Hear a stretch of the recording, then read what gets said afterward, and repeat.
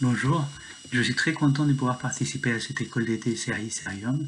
Le travail que je vais vous présenter fait partie d'une recherche collective qui est en train de se réaliser au sein de l'Observatoire politique de l'Amérique latine et Caraïbe de Sciences Po sur les alternances politiques en Amérique latine.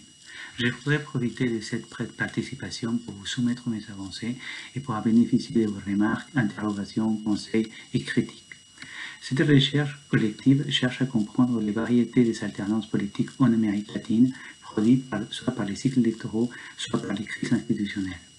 Pour faire cette recherche dirigée par Olivier Daven, et se combine l'analyse de la littérature spécialisée, des données empiriques collectées dans les différents travaux de terrain et un traitement de ces données à partir de certaines variables et indicateurs.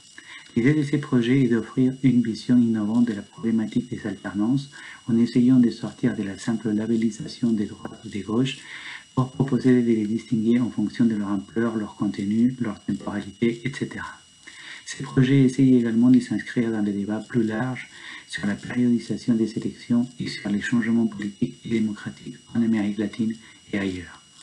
L'objectif de mon intervention aujourd'hui est de décrire les principaux caractéristiques du processus politique péruvien entre 2016 et 2021 et d'explorer les raisons pour lesquelles se sont succédées et différentes alternances politiques à l'intérieur d'une seule période démocratique. Nous analyserons les comportements des acteurs, la compétition électorale, la dynamique des confrontations entre le pouvoir législatif et le pouvoir exécutif, ainsi que toutes les difficultés engendrées sur la gouvernabilité du pays.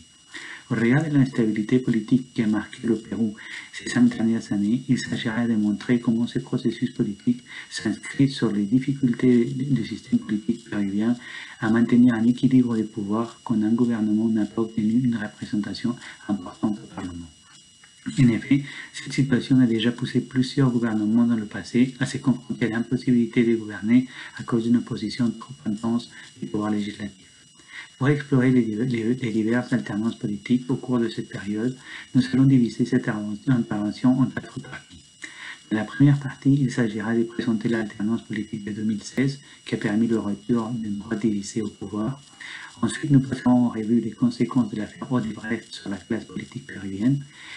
Dans une troisième partie, nous aborderons l'alternance non électorale produite par la démission du président Kuczynski et finalement, nous examinerons la nouvelle alternance ouverte par la dissolution du Parlement fujimoriste qui verra naître le renouveau de presque tout le personnel politique au pouvoir.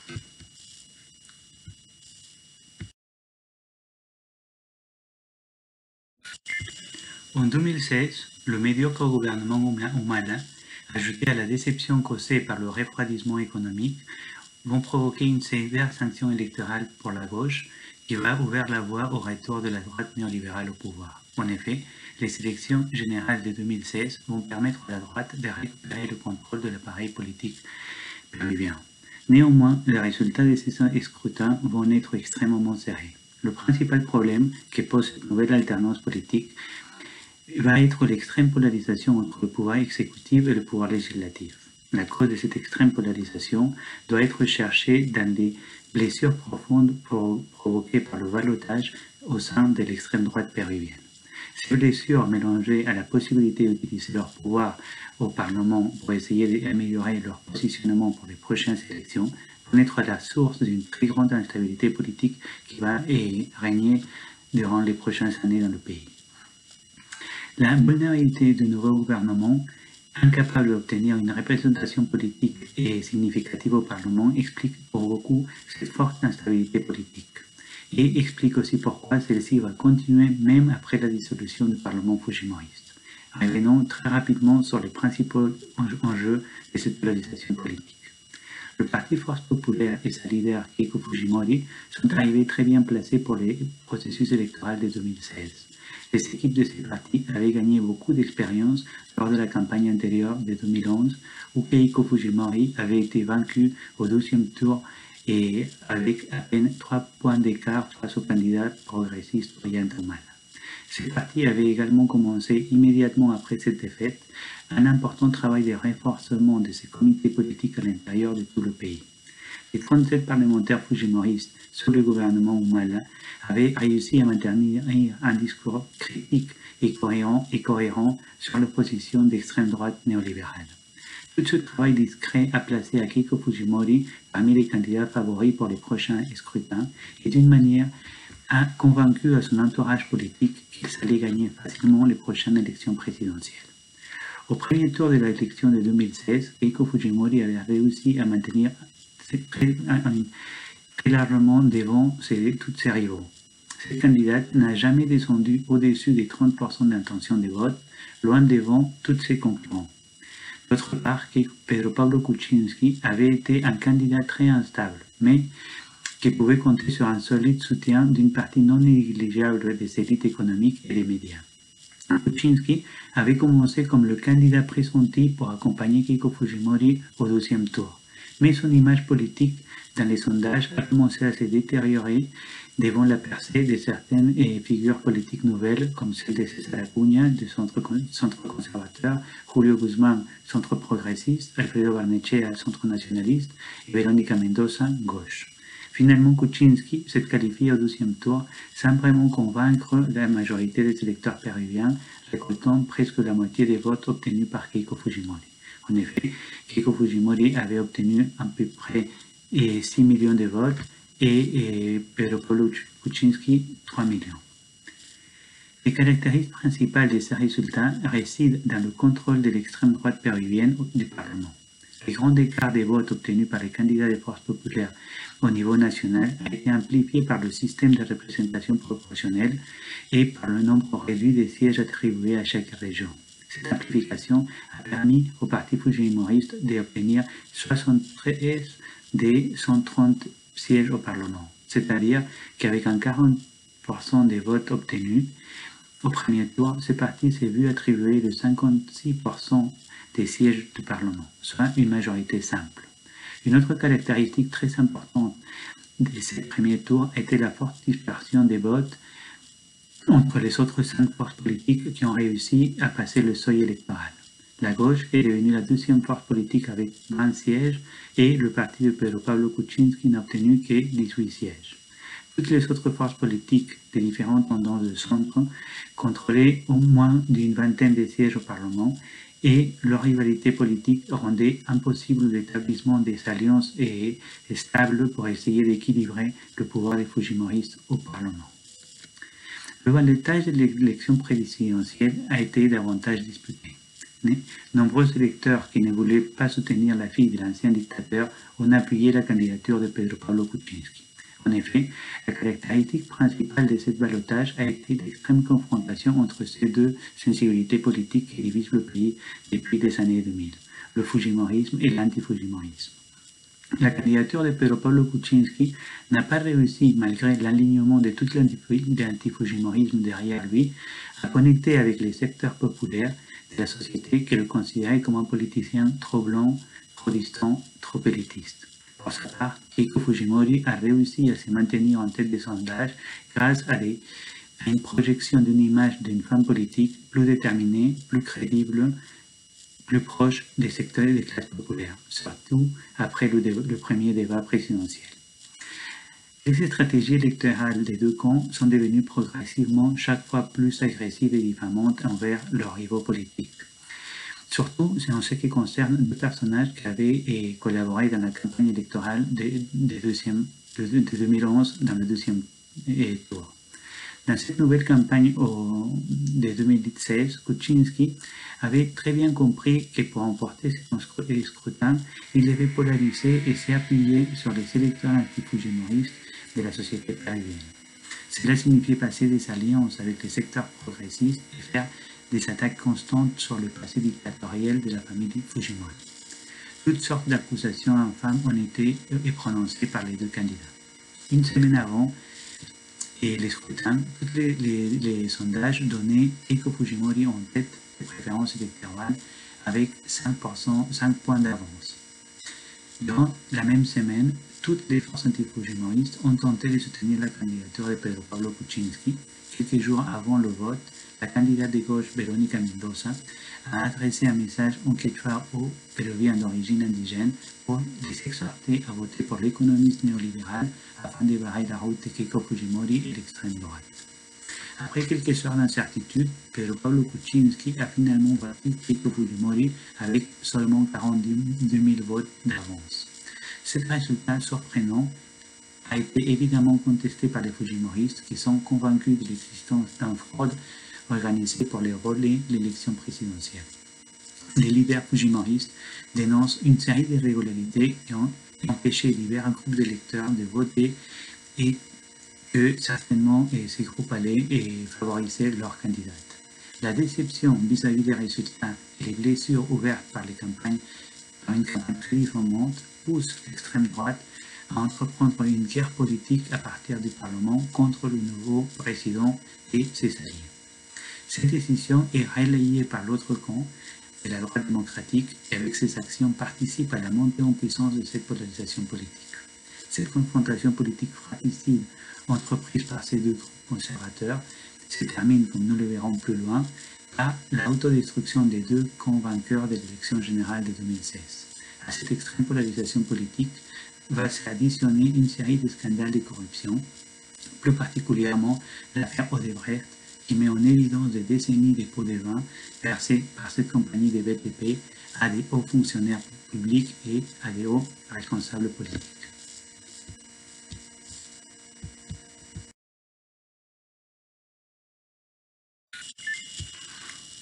Le département de justice nord-américaine a lancé une information explosive à la fin de l'année 2016. Une douzaine de pays de la région ont reçu des millions de dollars en pots de vin de la part de l'entreprise Odebrecht en échange des marchés d'infrastructures entre 2001 et 2016. Parmi ces pays figurait le Pérou. Les autorités péruviennes ont alors diligenté une enquête et le procureur général de la Nation, Pablo Sánchez, a coordonné la formation d'une équipe spéciale qui devait se charger d'enquêter toutes les graves accusations qui pesaient sur l'entreprise brésilienne.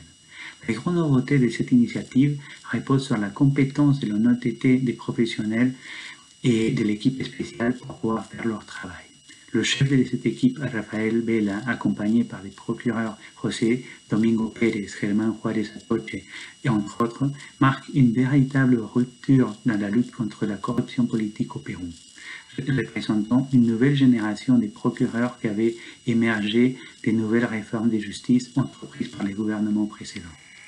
Les enquêtes de l'équipe spéciale vont rapidement commencer à porter leurs fruits et à compliquer sévèrement la situation légale de nombreux hommes d'affaires, fonctionnaires publics et hommes politiques. Le travail des procureurs pour éclaircir cette affaire permet d'ouvrir la voie d'épandeur de la corruption politique au Pérou, mettant en lumière un vaste système de prévente entre politiciens et entreprises dans l'adjudication irrégulière des grands travaux d'infrastructure. Les fonctionnaires qui avaient donné les autorisations pour favoriser les intérêts de la compagnie brésilienne ont été les premiers à être inquiétés par la justice, tout comme les hommes d'affaires qui avaient entretenu des relations privilégiées avec Odebrecht seront entendus par les procureurs. Beaucoup d'entre eux vont devenir des collaborateurs efficaces en acceptant de partager des informations clés au sujet de certaines affaires de corruption en échange d'un allègement des peines. Parallèlement, les procureurs de l'équipe spéciale ont signé des accords avec les hauts fonctionnaires de Odebrecht en échange de plus d'informations privilégiées. De cette manière, les principaux dirigeants de la compagnie brésilienne au Pérou commencent à fournir des informations clés sur de nombreux cas de corruption et les noms des personnages politiques impliqués dans la réception des pots de vin. Nombreuses autorités politiques au niveau local, régional, national vont commencer à faire l'objet d'une enquête par les procureurs et leurs noms vont commencer à être divulgués par la presse. Ainsi, nombreux anciens présidents et anciens candidats se trouvent sous le banc des accusés. Les enquêtes de l'équipe spéciale sur l'affaire Odebrecht ont contribué à raviver l'extrême polarisation entre l'exécutif et le législatif. Mais elles ont aussi mis le feu aux poudres à l'intérieur même du système national de justice, où existait encore une large majorité des juges et des procureurs qui essayaient de préserver la continuité de ces vastes systèmes de corruption. Par ailleurs, le travail de l'équipe spéciale dans l'affaire Odebrecht et les sévères condamnations prononcées par l'emblématique juge Concepción Peruancho permet de redonner à la population péruvienne plus de confiance dans leur système de justice. Dans ce contexte très mouvementé, Un nouveau scandale de corruption éclate à l'intérieur du pouvoir judiciaire, connu comme l'affaire des cols blancs du port. Sur le plan politique, les enquêtes de l'équipe spéciale ont eu un effet d'ouragan, ce qui complique progressivement la situation légale de presque tous les présidents péruviens du XXIe siècle, sauf Valentín Paniagua, ainsi que celle de nombreuses autorités locales et régionales. Alejandro Toledo, qui a gouverné entre 2001 et 2006, a été le premier ancien président à être accusé d'avoir reçu la somme de 30 millions de dollars de la part d'Odebrecht pour les contrats et des œuvres de l'autorité interocéanique Sud. Pour cette raison, Toledo est actuellement assigné à domicile et attend une procédure d'extradition des États-Unis vers le Pérou. L'ancien président, Alan Garcia, a lui aussi fait l'objet d'une enquête de l'équipe spéciale sur ses nombreux liens avec la compagnie brésilienne, particulièrement sur les soupçons de corruption qui pesaient sur les contrats de la ligne 1 du métro de Lima et de l'autoroute interocéanique Sud et des 2 conférences millionnaires à Sao Paulo que Odebrecht avait payées à Garcia, ainsi que les nombreux indices de corruption qui impliquaient les entreprises de son secrétaire personnel Luis Nava et d'un autre personnage soupçonné d'être son principal prête-nom, Miguel Acala. Le 17 avril 2019, les procureurs de l'équipe spéciale sont arrivés au domicile d'Alan Garcia dans le quartier résidentiel de Miraflores pour procéder à son arrestation. Garcia a demandé la permission d'appeler son avocat depuis sa chambre pour profiter de cette occasion et mettre fin à ses jours. L'ancien président Ollanta Humala, qui a gouverné entre 2011 et 2016, a aussi fait l'objet d'une enquête par l'équipe spéciale basée sur les soupçons de corruption liés au gazoduc du Sud et au blanchiment d'argent des contributions effectuées par Odebrecht lors de ses campagnes présidentielles de 2006 et de 2011.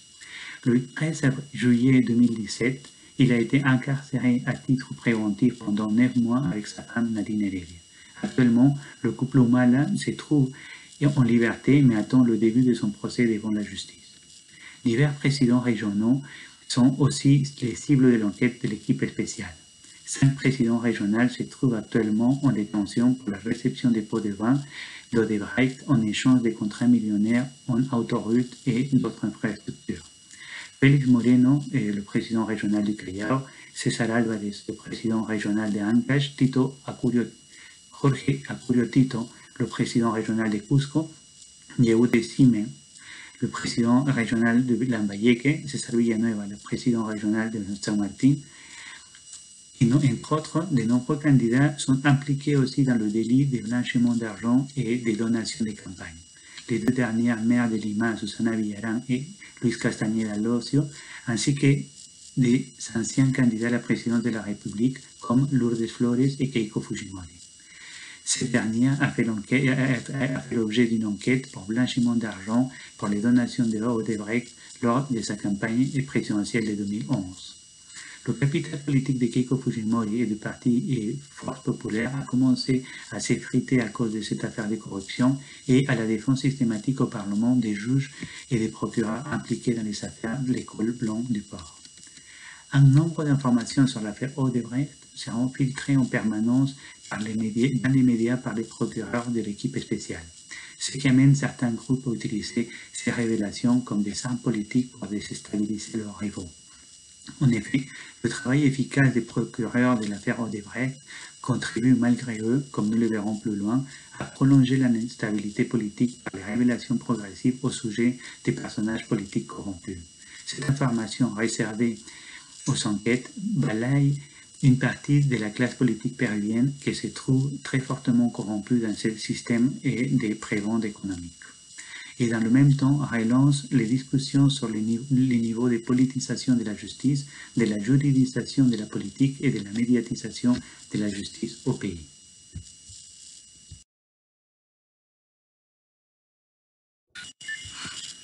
L'administration Kuczynski s'est caractérisée par l'impossibilité de gouverner à cause d'une trop grande confrontation politique avec le Parlement contrôlé par l'extrême droite.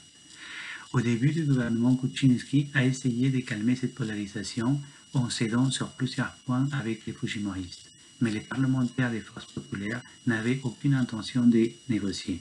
Au contraire, ils vont se servir de leur large majorité au sein du pouvoir législatif pour essayer de déstabiliser l'exécutif par tous les moyens. Les constantes interpellations, démissions et censures des ministres compliquent la bonne continuité des politiques publiques gouvernementales. Quand les Fujimoristes ont essayé de forcer la démission de la deuxième ministre de l'Éducation, Marilou Martens, le gouvernement Kuczynski a décidé de confronter le Parti Force Populaire au Parlement.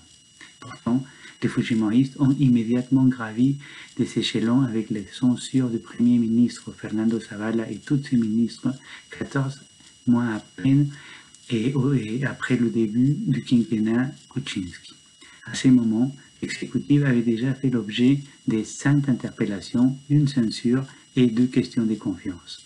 Durant son mandat, Pedro Pablo Kuczynski est apparu comme un président relativement faible face aux parlementaires fujimoristes.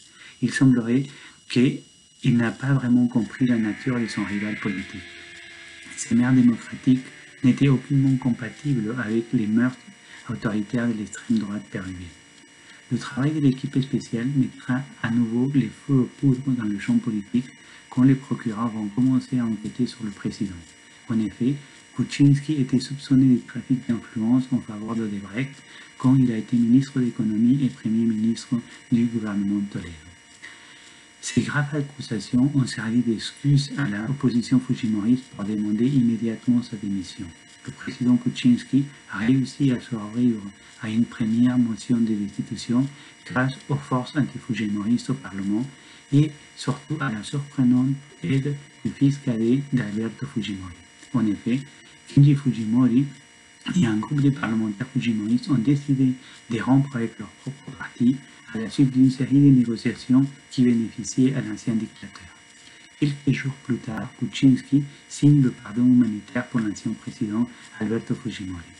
Ceci constitue sa plus grande erreur politique dans la mesure où cette décision lui coûtera la perte immédiate de l'appui des forces antifujimoristes qui l'avaient soutenu jusqu'à ce moment-là. De nombreuses associations de la société civile pour la défense des droits de l'homme sont sorties protester contre le pardon humanitaire de l'ancien dictateur et les parlementaires de gauche vont immédiatement initier une nouvelle procédure de destitution contre le chef de l'État. Le président Kuczynski, seul face aux Fujimoristes, a été obligé de démissionner, ouvrant la porte à une nouvelle alternance politique non électorale à l'intérieur du gouvernement avec l'arrivée au pouvoir de son vice-président Martín Vizcarra. Ces personnages assez méconnus du grand public, un ingénieur de la région de Moquegua, avait une idéologie appartenant plutôt au centre progressiste et un style beaucoup plus proche de la population. Le nouveau président Vizcarra imprime un style beaucoup plus pragmatique et populiste que celui de son prédécesseur. Il rompt rapidement avec l'entourage Kuczynski car ce dernier le considérait comme un collaborateur déloyal qui avait certainement comploté avec les Fujimoristes pour prendre la place de Kuczynski. Pour cette raison, le président Vizcarra gouverne avec son propre entourage, composé surtout d'anciens collaborateurs de son époque comme gouverneur régional de Moquegua.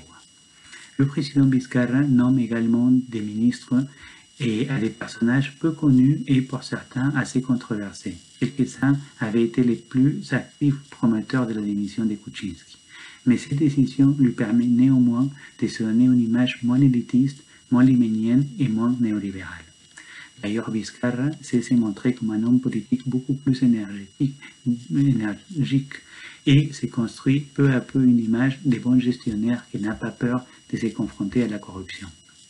Il voyage dans toutes les régions du pays, applique une communication politique professionnelle avec l'aide de son conseiller argentin Maximiliano Aguilar et profite de toute occasion pour critiquer le Parlement.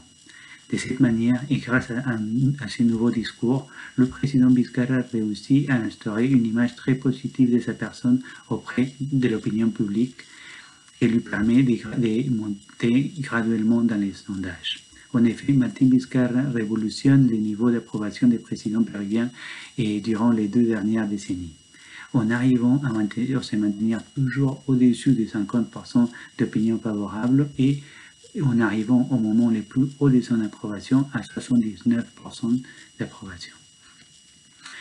Avec un leadership chaque fois plus populiste, le président Vizcarra a continué de gagner le soutien d'une grande partie de la population péruvienne et à se confronter et avec les parlementaires fujimoristes en profitant de la détention provisoire de Keiko Fujimori durant 13 mois à la suite de l'affaire Odebrecht. Les très bons réflexes politiques du président Vizcarra lui permettent de réussir à changer la dynamique de la relation de pouvoir entre le gouvernement et le législatif, utilisant constamment la possibilité légale de dissoudre le Parlement si celui-ci se refusait une nouvelle fois d'accorder sa confiance à un de ses cabinets ministériels, et en utilisant son large soutien de l'opinion publique pour maintenir les parlementaires fujimoristes contre les corps. Le président va même obliger les parlementaires à entreprendre une série de réformes judiciaires et politiques, présentant des motions de censure de son gouvernement sur l'approbation de ces réformes. Sous la menace d'une éventuelle fermeture du pouvoir législatif, les parlementaires ont décidé d'accepter les termes du président. Vizcarra a également convoqué un référendum pour que la population puisse donner son avis sur les réformes proposées. La population continue de montrer son soutien au président en se mobilisant régulièrement contre l'attitude du Parlement dans le retard des enquêtes sur les autorités soupçonnées de corruption. Une partie de la population va aller même jusqu'à demander la fermeture du Parlement obstructionniste. Dans cette ambiance mouvementée, la confrontation avec le Parlement va durer à cause de nombreux sujets qui poussent le président à proposer au cours de son discours annuel à la nation de 2019 de raccourcir les mandats de l'exécutif et de le législatif pour convoquer à de nouvelles élections générales. Le Parlement refuse cette proposition et préfère prolonger l'instabilité politique qui pèse chaque fois davantage sur des autres aspects de la vie sociale. La confrontation du Parlement et l'exécutif s'accentue jusqu'au moment où le président prend la décision de dissoudre constitutionnellement le Parlement. En effet, Vizcarra profite d'une nouvelle confrontation dans le cadre de l'élection des nouveaux membres du tribunal constitutionnel pour fermer le législatif en argumentant une dénégation tacite de la motion de confiance présentée par le Premier ministre del Soldar ces jours même au Parlement. Le président convoque à de nouvelles élections pour le mois de janvier 2020 pour élire les nouveaux parlementaires. Cette décision, bien que très controversée, est massivement soutenue par la population par environ 80% et va être corroborée quelques mois plus tard par le tribunal constitutionnel. Cela dit, cette décision d'un pouvoir de l'État d'intervenir sur un autre va ouvrir les portes d'une possibilité pour que le pouvoir législatif puisse faire la même chose plus tard avec le président Vizcarra.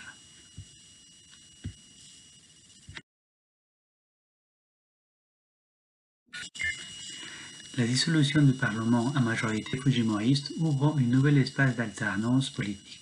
Les électeurs péruviens se montrent assez apathiques sur les élections de nouveaux parlementaires qui allaient rester seulement 18 mois. Une semaine avant le scrutin, le sondage de Ipsos Perú créditait le parti favori Action Populaire d'à peine 10% d'intention de vote, alors que les indécis constituaient 46% des votes. Les résultats ont été finalement assez surprenants. Ils ont affiché une forte dispersion des forces au sein du nouveau Parlement, surtout par rapport au précédent, qui comptait désormais 2 partis de droite avec 36 sièges, 4 partis de centre avec 67 sièges et 3 partis de gauche avec 37 sièges. Les électeurs péruviens semblaient d'une part avoir voulu sanctionner une nouvelle fois les partis associés à l'impunité de ces dernières années. Force populaire est passée de 73 à 15 et parlementaires, l'APRA et Solidarité nationale n'ont obtenu aucun parlementaire. Et d'autre part, les électeurs semblent avoir voulu opter pour des groupes politiques qui incarnaient une certaine forme de rupture avec le passé proche. Ainsi, 23% des votes sont allés à des groupes qui n'étaient même pas pris en compte par les principaux sondages. Ces résultats, auxquels s'ajoute un fort taux d'abstention de 25% et de nombreux votes nuls de 16% et des blancs 2%, ont indubitablement signifié un rejet de l'ensemble de la classe politique péruvienne d'environ 67%. Les résultats des élections parlementaires de 2020 ont permis de changer radicalement la corrélation des forces à l'intérieur du pouvoir législatif. Cela dit, ces changements ne contribuent pas forcément comme prévu à une majeure gouvernabilité du pays. La grande erreur du président Vizcarra a été de ne pas présenter une liste de candidats au Parlement qui puisse lui offrir une stabilité à son gouvernement au sein du pouvoir législatif. D'ailleurs, l'une des caractéristiques principales de ce nouveau Parlement par rapport au précédent réside en sa composition par une grande majorité des parlementaires sans aucune expérience préalable. Le court mandat des nouveaux parlementaires, la forte fragmentation des forces politiques, la composition d'une grande majorité de débutants mélangés aux envies de ces nouveaux venus de se faire un nom durant leur court mandat engendre un cocktail très dangereux pour la stabilité économique et politique du pays. En effet, la corrélation des forces entre l'exécutif et le législatif avait changé une fois de plus en faveur du Parlement, car le président, selon la Constitution, perdait toute possibilité de dissoudre le Parlement un an avant la fin de son mandat. La polarisation entre l'exécutif et le législatif répond de plus belle avec un autre facteur aggravant, la pandémie du Covid-19. Le Pérou devient progressivement en 2020 l'un des pays les plus affectés au monde par la pandémie, figurant durant des mois en deuxième position dans le classement des pays avec la plus grande quantité de morts par 100 000 habitants. Au milieu de toutes ces crises, la confrontation politique entre l'exécutif et le législatif monte en puissance. Le Parlement va légiférer sur une série de domaines qui compliquent les tâches du gouvernement. Certains parlementaires vont aussi profiter de la situation pour politiser les mesures prises par l'administration Vizcarra afin de contenir la pandémie. Le président Vizcarra, pour sa part, profite aussi de cette pandémie pour entretenir un dialogue direct avec la population à travers de longues conférences de presse où il continue de renforcer une image populiste du leader paternel qui protège les situations dans le besoin. Cependant, le travail de l'équipe spéciale tente une nouvelle fois à complexifier l'échiquier politique, ouvrant une enquête sur le président Martín Vizcarra. En effet, l'affaire Odebrecht avait permis de découvrir l'existence d'un cartel péruvien des grandes entreprises de BTP, connu sous le nom de Club de la Construction. Quand les procureurs ont commencé à écouter les témoignages des patrons des entreprises, devenus des collaborateurs efficaces, le nom de Martín Vizcarra a émergé dans 2 affaires de corruption durant sa période en tant que gouverneur régional de Moquegua. Les parlementaires ont présenté 2 motions de censure contre Vizcarra à fur et à mesure où sa situation légale s'est aggravée et avec l'apparition de nouvelles preuves fournies par les collaborateurs efficaces. Finalement, ce même Parlement qui avait été créé par la décision de Vizcarra de dissoudre le Parlement fujimoriste va voter la destitution du président, provoquant ainsi une nouvelle grande crise politique qui s'ajoute à la crise sanitaire et économique. Cette nouvelle crise politique ouvre les portes à une nouvelle alternance qui implique le transfert du pouvoir exécutif au président du Parlement. Car la 12e vice-présidente Mercedes Arauz avait démissionné quelques mois auparavant, juste après avoir voulu prendre la place de Vizcarra quand ce dernier a décidé de fermer le Parlement fujimoriste. La chute inattendue de Vizcarra ouvre la porte à une nouvelle alternance non électorale du pouvoir politique, mais cette fois-ci vers le centre progressiste. Cependant, cette nouvelle transition sera beaucoup plus difficile de mettre en place car la décision du Parlement de destituer le président Vizcarra reposait sur une très faible légitimité. Environ 90% de la population était contre la destitution du président Vizcarra. La manière très expéditive avec laquelle le Parlement avait procédé pour destituer le président a ouvert aussi la porte à toutes sortes de soupçons. Les actes politiques du président du Parlement, Manuel Merino de Lama d'Action Populaire et ses collaborateurs ont renforcé l'impression de l'existence d'un groupe qui voulait prendre le pouvoir par tous les moyens pour essayer de neutraliser les avancées dans la lutte contre la corruption et les progrès effectués grâce à divers réformes. Une grande partie de la population est immédiatement sortie en masse pour montrer son soutien au président Vizcarra et son indignation en pleine pandémie contre le serment de Manuel Merino de Lama en tant que nouveau président. En effet, la transmission du pouvoir politique s'est faite dans une ambiance où des milliers de personnes protestaient dans les rues de plusieurs régions du pays. Le nouveau président a nommé un gouvernement très conservateur avec des figures expérimentées de la droite conservatrice à l'image du Premier ministre Antero Flores Arauz. De nombreuses manifestations pacifiques de la population, principalement jeune, dans les rues de diverses parties du pays, n'ont pas cessé de s'incrémenter. Le gouvernement Merino a donc décidé de gérer cette ambiance de commotion sociale par une répression policière ferme, ce qui a exacerbé la violence dans les rues, puisque les jeunes se sont farouchement confrontés chaque fois davantage à la police. Après 48 heures de violentes répressions, 2 jeunes sont morts et des centaines de manifestants et de policiers ont été blessés. Face à l'indignation que cette répression indiscriminée a suscité parmi les citoyens de toutes les bords politiques, le gouvernement Merino n'a pas eu d'autre alternative que présenter sa démission. La chute forcée de la flambante administration Merino a laissé le pays une nouvelle fois dans une nouvelle impasse politique. La pression populaire dans les rues exigeait une sortie digne de cette nouvelle crise politique, obligeant finalement les parlementaires à se mettre d'accord sur l'idée que le prochain conseil d'administration devait être choisi parmi les 19 parlementaires qui avaient voté contre la destitution de Martín Vizcarra. Une première proposition a été rejetée par l'ensemble des parlementaires parce que la figure de Rocío Silva Santisteban du parti Front Large était considérée trop à gauche. Au lendemain, un nouveau vote réussit à placer le parlementaire du Parti violet Francisco Sagasti à la tête du Parlement. Ces votes des parlementaires légitiment la nouvelle configuration des pouvoirs exécutifs car le nouveau président du Parlement, Francisco Sagasti, centre progressiste, devait occuper le poste de président intérimaire de la République pour une période de 10 mois et la vice-présidente du Parlement, Mirta Vázquez de gauche, devait s'occuper de diriger le conseil d'administration du pouvoir législatif au sein de la même période. Cette élection du Parlement est beaucoup plus légitime aux yeux des citoyens péruviens car la figure de Francisco Sagasti, un intellectuel conciliateur de 76 ans à la tête de l'exécutif, a donné plus de tranquillité aux manifestants qui se trouvaient encore dans les rues. Le pays aborde une nouvelle alternance du pouvoir politique avec de nouvelles autorités au sein du pouvoir exécutif et une nouvelle administration au sein du pouvoir législatif.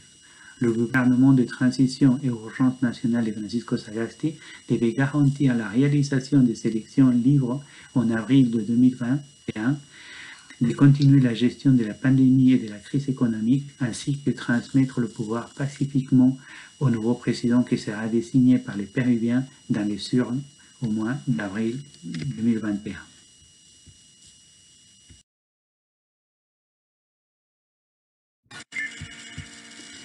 L'étude du cas péruvien permet de mettre en lumière un cas d'alternance multiple. Dans un seul période démocratique se sont succédés 4 présidents, 2 parlements et de nombreux ministres. En définitive, cette instabilité politique extrême entre le pouvoir exécutif et le pouvoir législatif n'a été bénéfique pour personne. Car presque toutes les autorités des partis péruviens pour le changement et forces populaires qui avaient été élus au poste des pouvoirs exécutifs et législatifs en 2016 ne se trouvent plus dans leurs positions respectives en mars 2021.